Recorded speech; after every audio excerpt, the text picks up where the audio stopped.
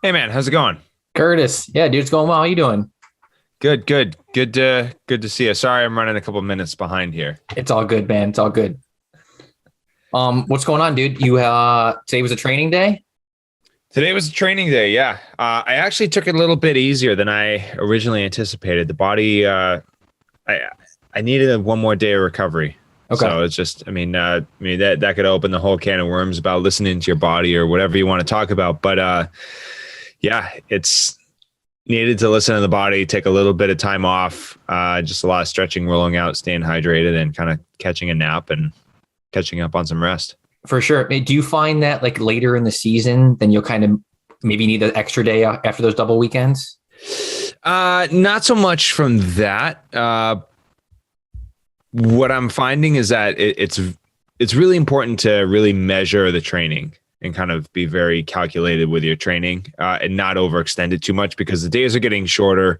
It's getting colder outside, and I could do several 5-hour days in a row repeated during the summer, but I can't do that in the winter or the later fall just because not because I'm not physically fit enough. It's because the weather has just that much more of an impact on you and your recovery. So you just come into the next stage just a little bit more exhausted. So it's easier to I find it's easier to overextend in the training. So it makes it all the more important to kind of calculate your efforts in your training and kind of restrict what you do a little bit more. Kind of make sure you're pulling the plug before you kind of overextend.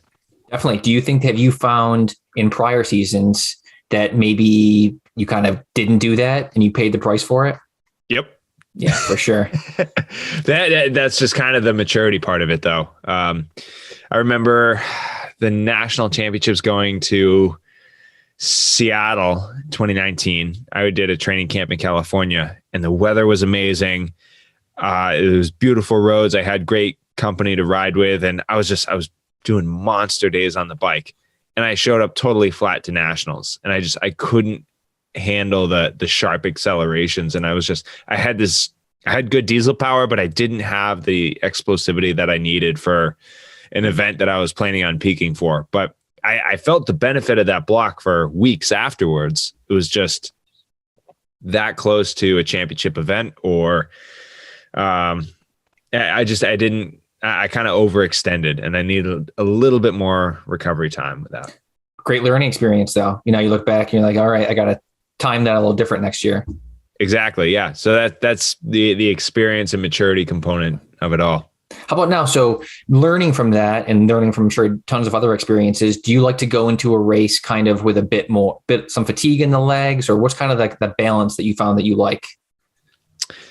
Um, you got to know how to taper the effort. So you don't want, I find that with more volume, I could still put out decent power, but you're not as explosive. So for the last couple of weekends through Northampton and Falmouth, I'm close to home. I was able to take advantage of sleeping in my own beds or in my own bed and sticking to my normal recovery routines and the same food I always eat. And I was able to drive an hour and a half, hour 45 down the road to race my bike. And I felt more comfortable upping the volume a bit this past week or the last couple of weeks and training through this race block. And I was still able to perform at a high level, but I did find that in Falmouth, there was a rider that was a little bit more explosive than me, Eric Bruner, and he came in, I think, a little bit more rested. And he flew in and out for that one weekend, and I was really training through that race. So it's kind of having that balance. You want to make sure you have that depth and you're opened up enough, but you also don't want to be too opened up enough or have too much depth in the legs to where you kind of rely on diesel power more than your explosiveness. For sure. You know, I want to, how this interview came to be, or this chat was, I kind of set the interview trap with you where I messaged you on Instagram, and that was an actual question. I was talking to Curtis about, you talk about doing like a 30-minute roller spin on like a Saturday morning, Sunday morning on race weekend, which I thought was super interesting because I don't see many guys talking about that. And I've been asking the other cross guys this, and I get variable answers. Do you try to always do openers the day before a race or a double race weekend? Yes. Yeah. Traditionally, that is the schedule I've always stuck to. when you're training through a big block like that, you take away the opener. So that's when spinning on the rollers before the race is a little bit more beneficial. But even then, let's say it's, for a C1 weekend, I'll travel out on a Thursday, do a course inspection on Friday, do a couple hot laps to really make sure that the engine's firing and opened up. And then I'll do a morning spin, especially if, earlier in the season when the races are 4:00, later in the day, you're up earlier in the day, maybe 8:00, I'll do a 30-minute roller spin just to kind of open up the legs, stretch them out a little bit, kind of get the engine going. But it's the heart rate's still pretty low. It's just kind of slowly getting things going. For sure. But it's, I'm a big fan of spinning on the rollers before the race. And I always find that very beneficial. So on race day, what's your typical routine? Are you getting there 4 hours early, 3 hours? What's like kind of your standard? So I always write out my schedule and I always send it to my mechanics just to make sure we're always on the same schedule. And I add quite a bit of detail, even so much that they know when my alarm's going off. They know when I'm having my first breakfast, when I'm having my second breakfast, all that stuff. But let's say I'm starting at 4:00. I work backwards from there. So starting around 3:00, I'm getting kitted up and I'm going to start my warm up. I also have to look at what my options are for a course pre-ride time. So if I'm racing at 4, maybe the course pre-ride is 1:30 to 2:00. Sometimes that changes. The schedule isn't always the same race to race. So identifying when I can get on the course, making sure that I have enough time between course pre-ride, warm up, and then also through trial and error, I've had to figure out what works for me to eat before my race and when I need to eat it. Typically, I have a very standard rice and eggs with a little brown sugar and soy sauce. It's nice and light. It has everything I need to race. And I find that 3:15 to 3:30 out from race time is when if it's anything under 3 hours, I find that it's too close to race, to the race for me to eat something that big and heavy. So you got to hit the bathroom. You got to make sure you get the bathroom time in there. Yeah, exactly. So making sure that I'm far enough out from the race, and then even in the hours leading into the race, having something smaller, whether it's scratch chews or a hydration mix or like smaller things just to keep steady, light calories coming in. But so with eating 3.5 hours before the race, I'll get there roughly 3.5, generally no more than 4 hours before, because otherwise it's too much sitting around time. 100%, man. I've had some races getting there early and watching some teammates, which is great, but it's a long day. It can be exhausting. Even you're standing around there. It's fatiguing. Well, the thing is that there's always people to talk to at a bike race. Exactly. Friends are there, whether it's your friends, your family, your teammates, your competitors, the people you're rubbing elbows with. There's always someone to talk to at a bike race. And that's something that's so cool. And there have been a couple times where I'm on the other side of the tape and I love hanging out with people, getting their perspective, seeing what they're noticing, or just, catching up with people at the bike race, because that's the community and scene that I grew up with. But as a racer, when my job is to compete and I'm focused on this task, I'm a very results oriented person. You have to learn how to shut a lot of that out, but then also, kind of gauging your effort and kind of measuring what you're doing, and down to the minute or down to, holding yourself to a certain schedule. All it's very important. So speaking of that, going into the race, do you have like a certain mindset you like to get into, or sometimes I like to say some guys like to like go to war, where it's like putting on the Metallica, or some guys are like, I want to stay chill and listen to my ocean noises. Do you have kind of a certain, and it's not black and white there? No, there definitely is. You need to find a good balance with it. Yeah. This kind of carpe diem, seize the moment, seize the day attitude, but also you don't want to be too anxious where you're coming out swinging and then you blow up after the first couple laps because you took the whole shot and you led for the first couple laps and you just dug a hole you couldn't get yourself out of. And I don't want to be a broken record talking about experience and maturity, but that's something that I've had to learn later in my career, where when I was younger, I would race very aggressively, fighting for every single corner, getting the whole shot, and really just this full gas effort and seeing how long I can hold that for. Sometimes I was able to hold it. Sometimes I wasn't. But the more experience that I've been able to have through my career, and later on, I can see kind of the young racers coming up and seeing how they fight for every corner and how they approach these races. And I'm able to kind of be a little bit more calm, and I trust my ability to react well to the chaos in front of me, whether there's a crash or someone took my line or someone's giving me an elbow. I have the confidence to react to that in a measured way. That's ultimately what it is, because cyclocross racing is already chaotic enough as it is. So you don't want to add this stress onto yourself where you're just kind of flailing in the wind. You want to make sure that you have trust in your equipment, making sure that you have trust in the tire pressure that you chose, or the gear ratios, or the starting gear that you chose. While you're on the grid, you want to make sure that you have confidence in your training and the preparation. All the food that you ate, in the days leading up to your event was what you needed to fuel the tank. You have confidence in the hydration and the sleep that you got the night before. And there are just things that are out of your control. And you need to, that's just life, right? You need to be okay with that to some degree. You just need to make sure that you're reacting well to these external circumstances. And I think that experience, it's not like you can take one season and figure all those things out. It's all those years have under your belt that you dial in all those things one thing at a time. No. So my first year of racing, it was 2005. I was 10 years old. So now, it's 16 years later. And, I'm on 9 years with Cannondale Cyclocross World, learning from the best in the sport, whether they're athletes or mechanics or just experienced people in the sport, and constantly getting direction from that. It's huge.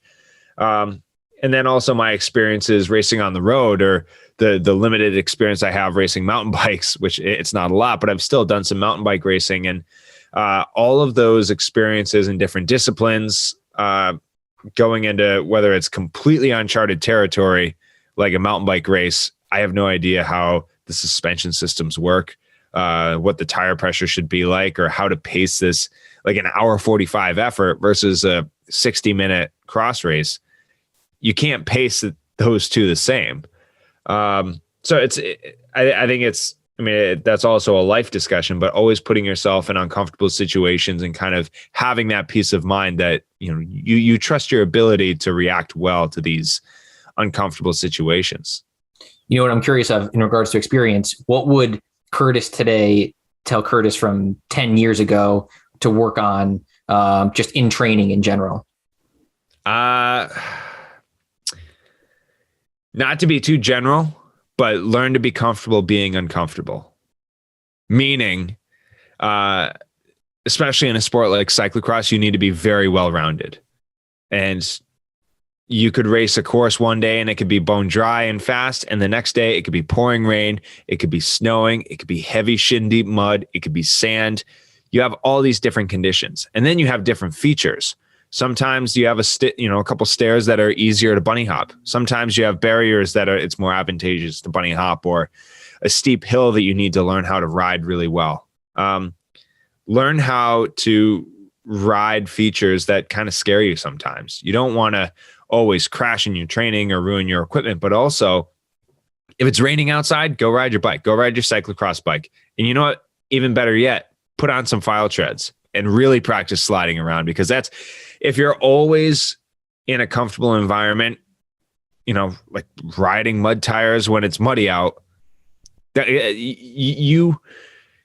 doesn't build the skills as you would if you were riding a file tread tire or a Grifo tire when it's really slippery and muddy, because you want to practice sliding around and getting uncomfortable. And when I was younger, I don't think I did as much of that as I could have or should have. I was very focused on clocking in, clocking out, getting the work. And if I needed to do 2 hours with intervals, I would do those on the trainer if it was pouring rain outside, which there was benefit to that. But it was also, I wasn't training the skills I needed for cyclocross.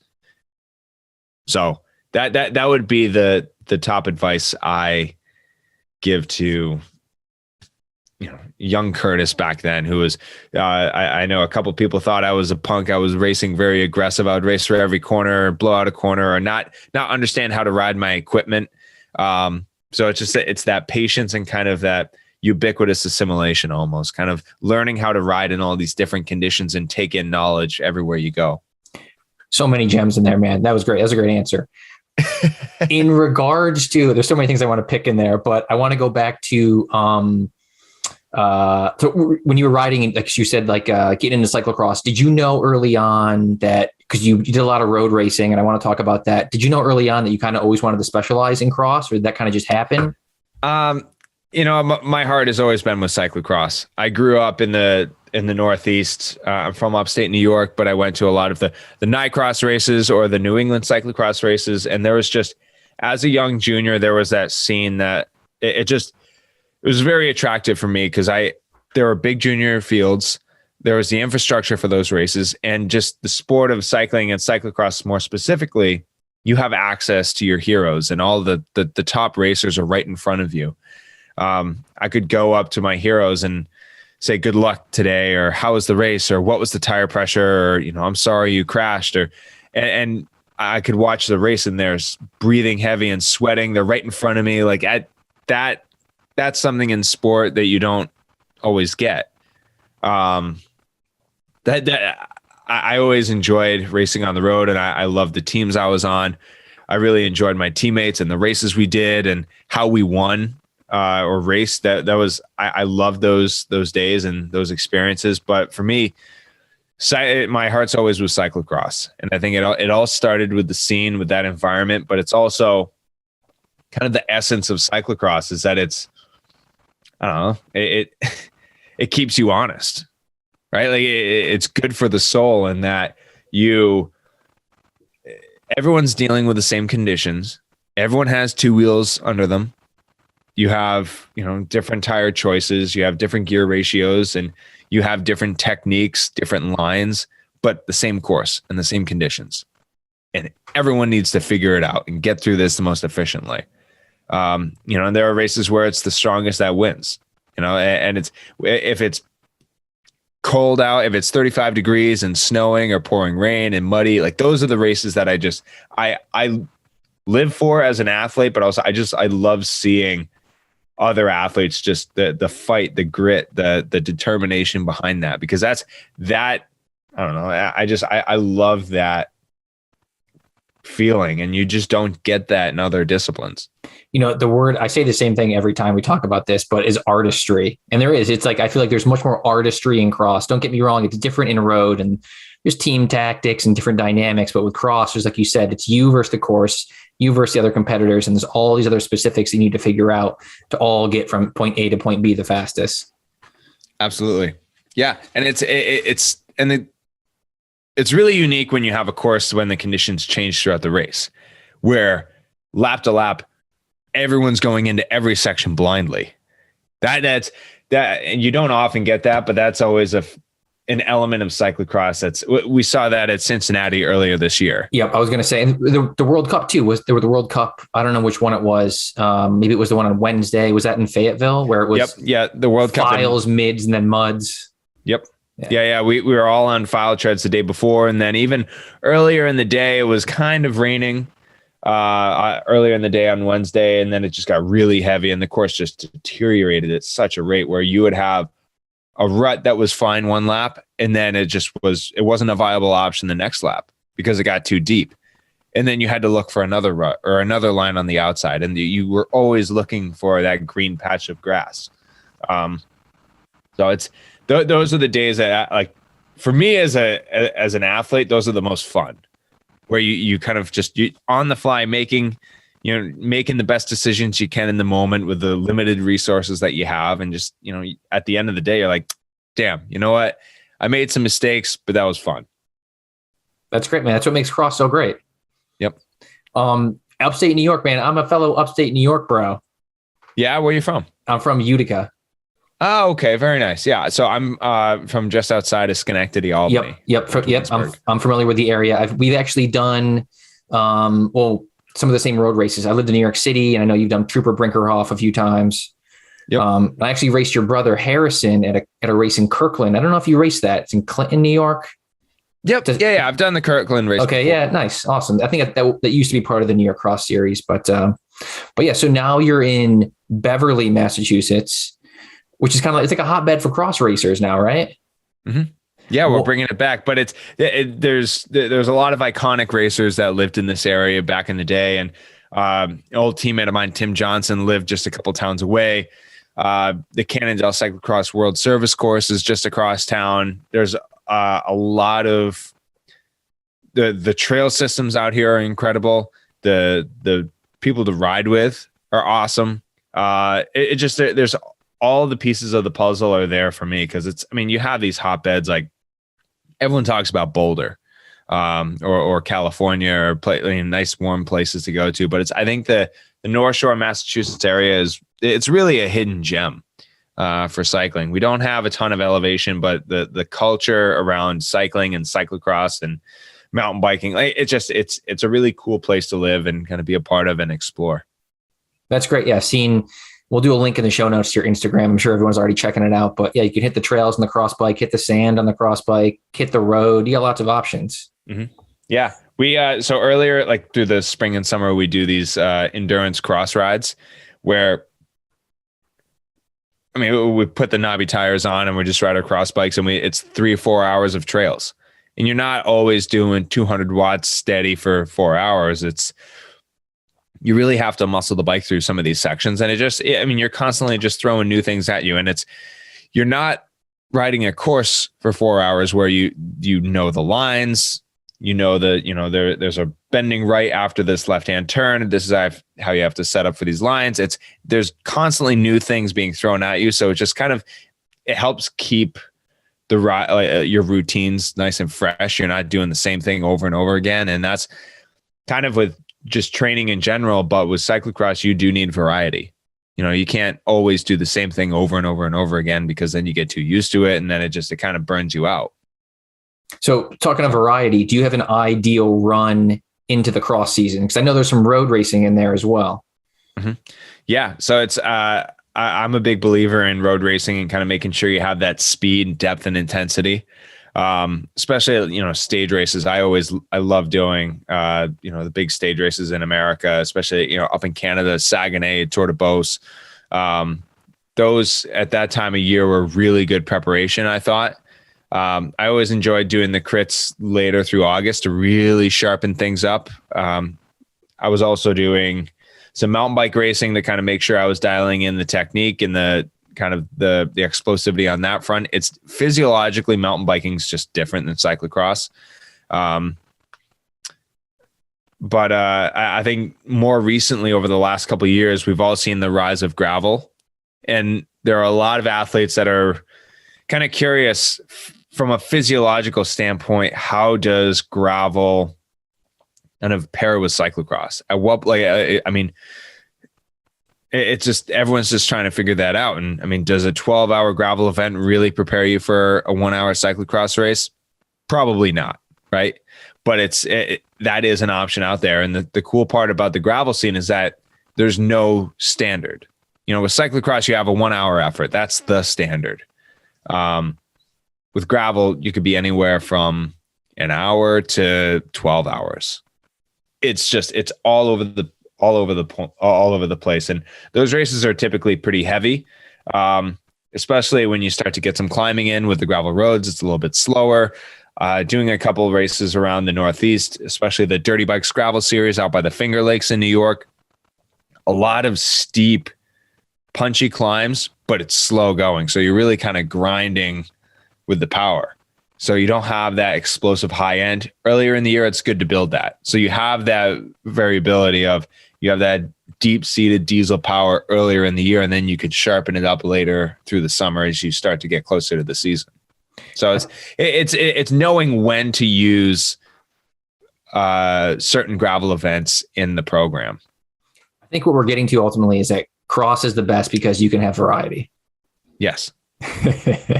What about, do you have any gravel events on the calendar for next year? I've started to piece together my calendar. Yeah, I'm not ready to announce my calendar quite yet, but I do have a couple gravel events on there slated in. And I am looking forward to that. I am excited about mostly just going to new events, right? Because again, if you keep going to the same events over and over again, you want to keep shaking it up and trying something new. So this past year I went to Unbound Gravel. Never gone before. I've never done a ride over 6 hours before this year. So that was very new and interesting. And I there were a couple of mistakes that I had made, and I'll go back next year and hope to correct those mistakes. But, if I go back to race it, but, it was cool just to try something new and different. I will say that. That's great. Kerry says he's going for Hyde for the Unbound 100 title. So the 100 race seems to be a little bit more in line, just like from a physiological standpoint. That's a 6-hour day on the bike. Like, that's not too far out of the realm of a long road race. 12 hours on the bike is just, from a physiological standpoint, metabolic, you're pushing your limit on all these different fronts. And for one day to do that sort of distance, maybe it does more damage than good. But I think a 100-mile event, especially at Unbound, that event is really gaining traction. So I think it's going to be more popular. That 100 event's going to be more popular as we go forward. Agreed. I'd like to do the 100. I don't think the 200 seems 100 kilometers too long, 100 miles too long. Yeah. It is. Yeah. And unfortunately I got a heat stroke 125 miles in. I had to pull the plug, but it was just, I felt like I was comfortable in the front group up until mile 90. And it was just, it was fun to be a part of that. I loved racing with those guys like that. They've done incredible things in the sport. Everyone in that front group, really. And I just say, but it's a 12-hour effort. That is the one thing. So I think from a physiological standpoint, with my goals being more towards cyclocross, I'd love to give that 100-mile race a crack. Awesome, dude. I'm hoping to see you out there next year. Yeah. So speaking of like long miles, going into the season, do you prioritize, like I said, you're doing like 4 or 5 hour, 6 hour rides. Do you try to like get in? Are you a big volume guy? Mm-hmm. Yeah, I'm a big believer in volume, and also what type of intensity you're at this volume. If you're training more for stage races, you are going to up the intensity slightly to be more tempo for that duration. And that really kills your explosivity. So it's, again, just having that balance of what level of intensity you're training your endurance at. And that's something that I've had to figure out over the last couple of years. And especially, in season, I'm kind of dialing back the intensity for the endurance. I'm at more of a low level endurance through the cyclocross season, just to be able to maintain. And because cyclocross is so explosive, you want to kind of help cultivate those fast twitch muscle fibers instead of dull them, which is what, training at a higher endurance level or a low tempo would do. Definitely. Yeah. I know it varies, but say the first couple months of the cross season, are you doing any specific workouts if you're racing Saturday, Sunday, each weekend, are you doing anything in the week as a specific workout? So a typical week, if I'm racing both days on the weekends, Monday's typically recovery day. Tuesday is typically an endurance ride so I run in the morning just to go through the motions, 30 minutes running. And then I'll do several hours endurance, maybe 4 hours. Wednesday is typically a little bit more structured in that I try to get more skills work in. So if I'm doing explosive running, it's going to be a run up. I don't, or hot laps on my cyclocross course that I have in the local park, or certain skills I'm doing, bunny hopping, sand ruts, whatever. Like I have a program or things that I want to focus on. And especially too, if there are features that I know are coming up in the weekends racing, I practice those on Wednesday to kind of help visualize how I'm going to go through those motions a couple days later. And those small things do help. And then typically Thursday is a recovery day and traveling to the racing, and Friday is opening up and doing a couple hot laps, getting familiar with the course, and then racing Saturday, Sunday. Awesome. Yeah, I wanted to ask you about a lot of guys say that, but seeing what specific features stand out for the weekend's races and then practicing them a little bit. I think that's key. Some people, really push that, and I think that's great. Yeah. And it's, again, back to that variation. If you have a park or wherever you train your cyclocross skills, if you always do the same lap over and over and over and over again, it can kind of get a little old. It's nice to have a lap where you're very comfortable with it and you can really rail the turns and you could push your limits and the limits of your equipment. But also you want to make sure you're throwing in new features, whether it's off cambers, put the barriers in a different place. So you're, practicing running the barriers or bunny hopping them at higher speeds, or putting them up hills so you can practice, a quick, efficient dismount and a very quick remount. And so you're engaging in the pedals, like just those little things to make sure you're practicing it a couple days before the race. A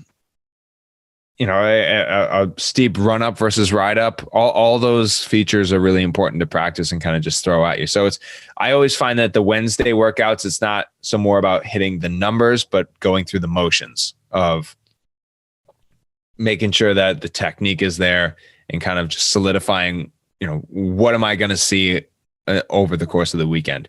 And as the season progresses and the racing picks back up, maybe those workouts aren't as necessary. They're a lot of fun, especially when you get a group. That's my number one suggestion, that if you are able to ride with someone else or ride with a group, absolutely do it, because it's so much more fun with a group. And if you have someone that's faster than you pushing you in training, that's where you really get better. But it's as the season progresses and my technique is really good right now. I'm not too worried about kind of making sure that my bunny hopping doesn't need to make these big leaps and bounds right now, or I don't need to be smoother with my dismounts and remounts. All of those technical bits they're where they should be right now. So I'm more focused on more measured and calculated training at this point for me. Definitely did. Two things I wanted to highlight. One, everyone listening, Curtis White is going to the park and working on his skills. So you all should be too, because I have so many athletes that are like, oh, the park isn't great, I'm not going to do this. Get out to the park and work on your skills. And second, when you're talking about earlier training through some of these races that you had these last couple of weekends, Northampton, really rad. I'm sure you're looking towards Pan Ams and Nationals. Are you doing anything specifically now to get ready for that? Or do we even know what the course is like? Yeah, I think this is a plan that I've had for several months now. My coach and I have worked together to really dial in this plan. And, sometimes things fall through, or we have to move things around. That's totally okay. We're professionals. We roll with it. We know how to respond well. But because I knew I was going to be home and I was going to race those races, I could take advantage of being close to home, have my own recovery routines, be on my own bed, eating familiar food on familiar roads, all those, it's a 0.5% here, 0.5% there, that it all adds up. So I felt comfortable training through these races, getting in higher volume, and then still being able to perform at a high level. But when you do that, it's important to know what races you're targeting. We're obviously not doing that coming into a national championship. I'm playing the long game here because I have Pan Ams Nationals, and then I go to Europe the day after. And I want to be good for that block too. And then after the European block, we come back to the US for the World Championships in Fayetteville. So I'm kind of playing the long game with this. It's not that I'm, thinking of one or two races. It's really teeing up the second half of the season here. For sure. Mm-hmm. Do you, going into, let's talk about World Championships. What did you think of the course? Did you enjoy the course? I know maybe the conditions aren't going to be the same. I really did enjoy the course. And I think that when we're talking about variation again, there's horses for different courses. And I think that it's really cool that if you look at the last 5 years of World Championships, we've had some very different World Championships. We've had, just kind of going off the top of my head, the Zolder World Championships, it's on an F1 speed track. It's absolutely blistering fast. It kind of has that sandy topsoil around the track. And it was really muddy during that day. So it was just, it was a really cool dynamic. Then you went over to Valkenburg, which is lots of elevation, very heavy with mud. And then we've, over the last couple of years, had some very fast, tight, not a lot of elevation, like those kinds of courses. we're up in Bonza, Denmark, very tight, fast track. Same with Dubendorf, Switzerland, where we were on an old airfield. It was very heavy with mud for the Sunday races, but it was still, there wasn't a lot of elevation. We had these small humps to go up and over. And then this course that we have in Fayetteville, I forgot Ostenda too, which is right on the beach. But I think that World Championships don't always need to be the hardest courses out there. Which is, I think there are a lot of people that talk about, well, this wasn't a real World Championships course, or this wasn't a true cyclocross course. I don't fully understand what that means, because we're cyclocross athletes, we have to be ready for any and all conditions and courses and features. That's who we are as athletes. You need to be incredibly well-rounded. I think the course in Fayetteville, we got a taste for what it was going to be like bone dry, which, if that's the case, we're going to be averaging 25 miles an hour, and maybe I don't know what we're going to be averaging, but it's going to be an incredibly fast course that we're able to breeze through, and there's really no difficult features. If we get a couple inches of rain or snow, it's going to be a very challenging, very, very demanding course, which we saw when we raced it on the Wednesday. So it'll all depend on the weather. I'm very curious to see if they make any changes to the course. I think that if the course was bone dry, you would see the first minute and a half is this massive descent with these big sweeping turns, and we're going to be absolutely flying down those. Yeah, that initial flight for position is going to be big there going into that downhill. Yep, absolutely. So I'm very curious to see what the weather conditions are going to be. I think it's going to be the conditions and the racers that make the race, not so much the course. For sure. It looks like a really interesting course. It kind of has like some more like cross country feel to it, like with the bank turns and the berms and stuff. It's interesting. Yeah. Yep. Yeah. It is. You could tell that there was a mountain bike race there before too. Yeah, exactly. But I think it's going to be I'm going to really look forward to this race. Awesome. Being in my home country, there was the second World Championships I ever did was when the World Championships came to Louisville, and there was so much chaos around that event because the river was rising. It was going to flood the event on Sunday, so they had to move all of Sunday's events to Saturday, and it was just to kind of live through that and race and represent my country on home soil, and then to see the work behind the scenes of all the folks that made that day possible. That was a huge step forward for U.S. cyclocross, and then to see for the World Championships to come back to home soil for the second time in history and the second time in my career, that's really exciting. So I'm very much looking forward to going back to that. Great for U.S. cyclocross. I'm looking forward to watching it. Yeah, absolutely. So you were saying earlier you do some running stuff. Do you do any strength training before the season, in season? Yep. So there's I think with cyclists, we typically still need to get super bulked up. But we still need stability. We need to catch ourselves when we fall. We still need to throw our bike on our shoulder. We're running downhill and we need to find balance.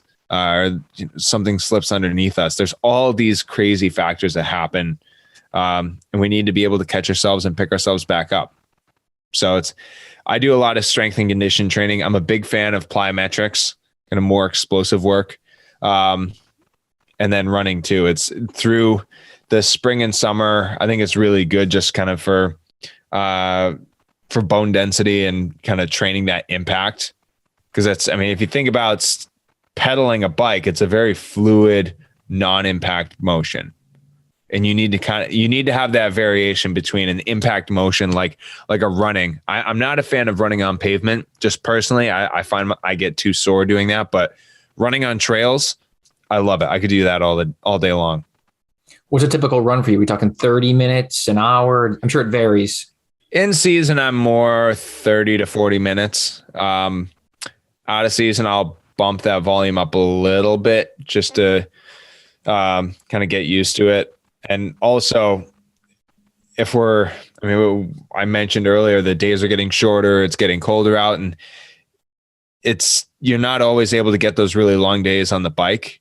just sometimes circumstances out of your control, whether the weather's not great or whatever. So you do want to rely on running more. So maybe bump that volume up this time of year, running easy on the trail. So you need to prepare for that. So there are times in the spring and summer where I'll bump the, 45 minutes, almost an hour of running, and taking a couple of breaks here and there just to kind of reset the body. But, I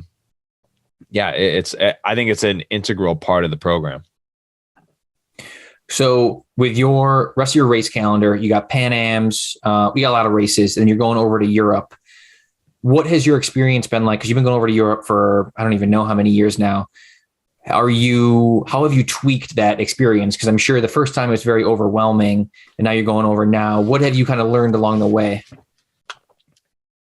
Yeah, I remember the first time I went over to Europe, I was a real fan of the Belgian chocolate. And it's you're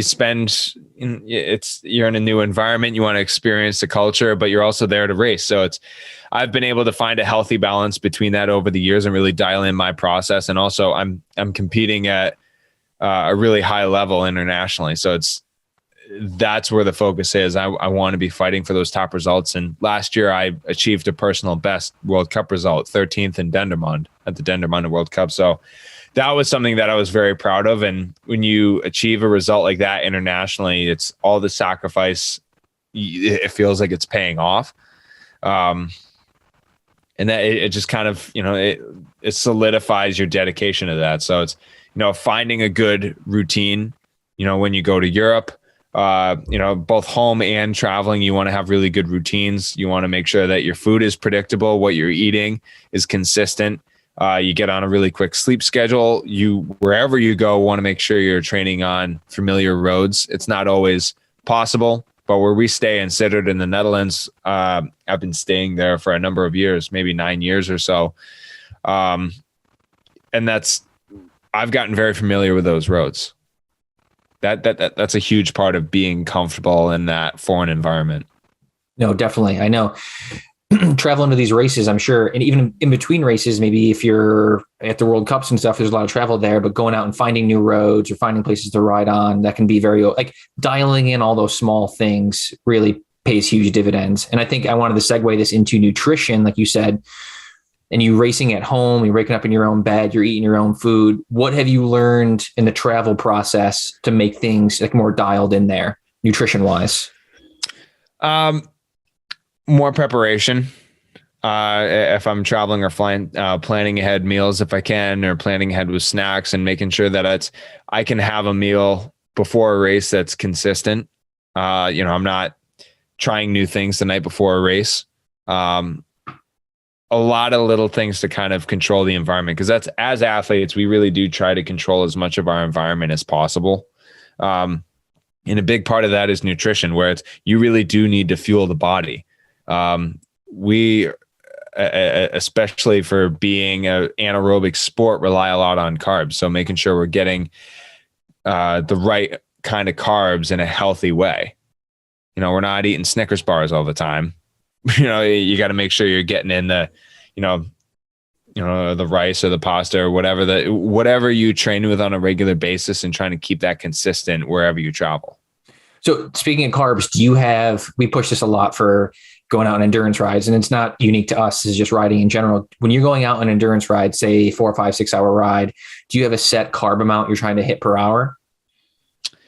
I don't track it as much as some other athletes do. I'm a big, so this past year I was out in Boulder, Colorado, and I, got connected with Alan Lim from Scratch Labs, and he was supporting a training camp that I did out of Boulder. So 2 days a week we were training, and he had the follow car, and he made rice cakes, and the best rice cakes that I've ever had were sushi rice, bacon, and eggs. Those are the rice cakes. And they were more savory. So you had healthy fats with you. You had a little bit of protein, and you had the carbs. And that's ultimately, when you think about like a fat is the most efficient fuel source that we have. But it needs to be the right kind of fats. It can't be, what you get out of potato chips. You need to make sure that you're getting in the right kind of fats and the right kind of carbs as well. So having a really good balance, especially on an endurance day, you're still burning a fair amount of carbs, not as much as you would in a cyclocross race, but you want to make sure that you have a good balance between healthy fats and carbs. So that's kind of where I'm at. I really enjoyed those types of rice cakes where it was that good balance, healthy fats, carbs, a little bit of protein, just to kind of keep things going. That's kind of, I ballpark it a little bit more with that. But that's what I enjoy doing. No, definitely, man. I need to make some rice cakes. I haven't made them in a while, and I think Alan has a cookbook, doesn't he? I'm pretty sure I have his cookbook with the rice cakes. Yeah. I actually I have it here. A couple of years ago, Scratch Labs was supporting the team, and we put our order in, and I was the only athlete to order the cookbook.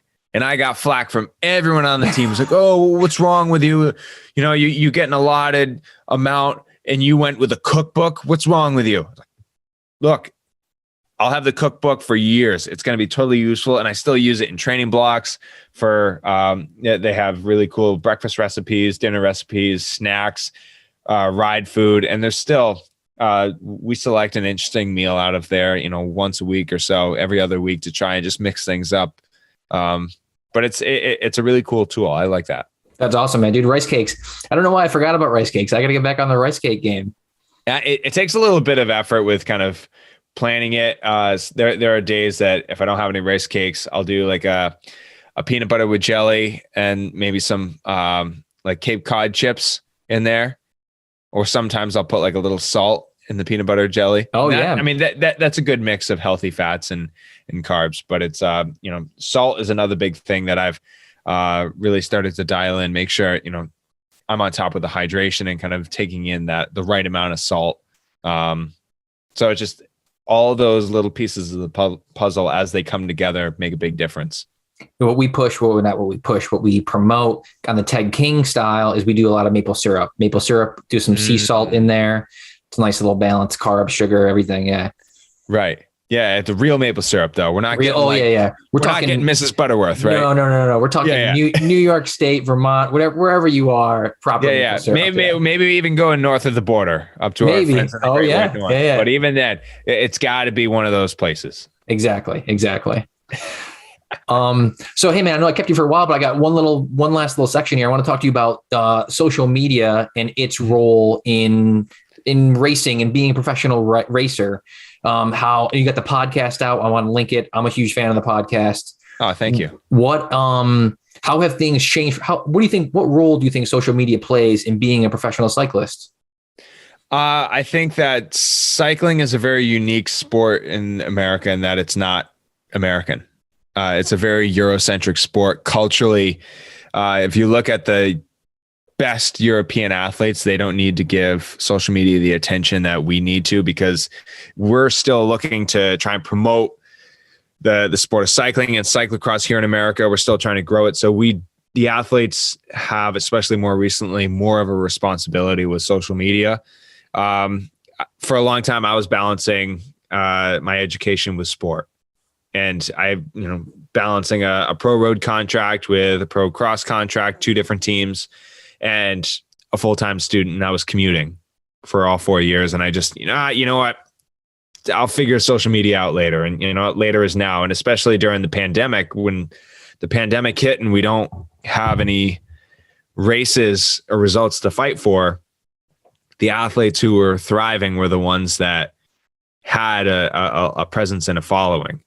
And it was a little frustrating, to be honest, to think, okay, now I really have to get my stuff together and I can't neglect this anymore. But it's been a really fun journey to find my voice on social media, to start the podcast, to up my game, whether it's, giving interviews or writing an article or through Instagram or Twitter or whatever.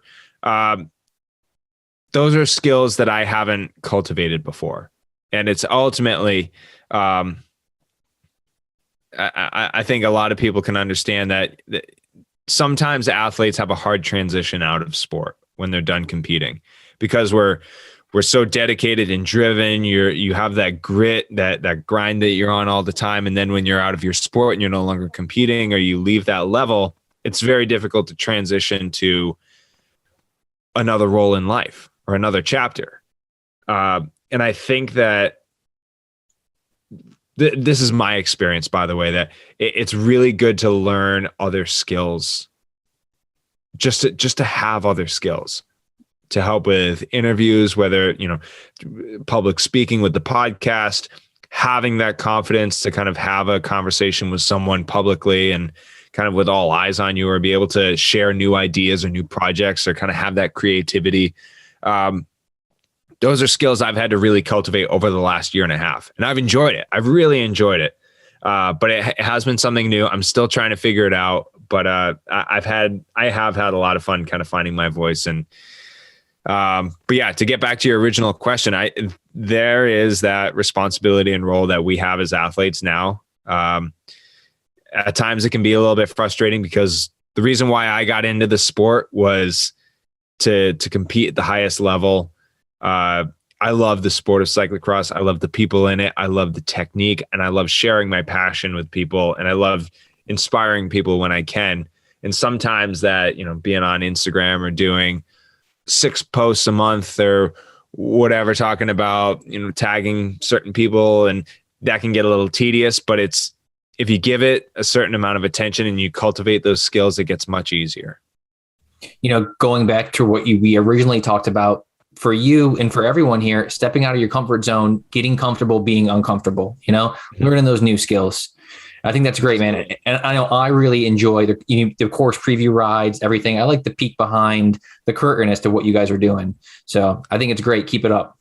Awesome. Well, I really appreciate it. Thanks for following along. And I hope everyone listening here is able to check out those, either the podcast or the pre-ride videos that I do. Cause I try to impart some knowledge with that. Again, I love sharing my passion for the sport.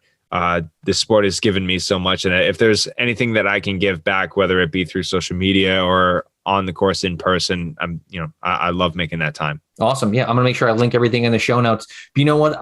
I forgot one question I wanted to ask you right off the bat. You're going to be at North Carolina at the GP this weekend? I actually decided not to. Okay. And that was, we're talking about them having that experience and maturity. It was on my schedule originally, but I made the last minute decision not to. I felt like I needed to listen to my body a little bit. And I took that race off the schedule because it's going to be 2 days of flying down there, a couple nights in hotels, flying back, packing up the bikes. That's going to really strain the body during a time when, again, days are shorter. We have less daylight. It's colder. We're pushing the body. And, I'm looking to peak for these events, and I want to get the most out of every single day to bring my best to not only nationals, but to my European campaign and to the World Championships coming back to the US at the end of January. So I'm playing the long game with this. I would love to be down there competing, but I think that was one of those decisions that maybe, 20-year-old Curtis wouldn't have made that decision, but having that experience and maturity, I felt like it was necessary. This is great, man. No, I'm looking forward to seeing you come out hitting for the second half of the season here. All right. Well, I appreciate it. And thanks for having me on. Dude, thank you. Thank you so much, Curtis. Thank you. And talk to you soon. All right. Take care. Thanks a bunch, everyone. Thanks for listening.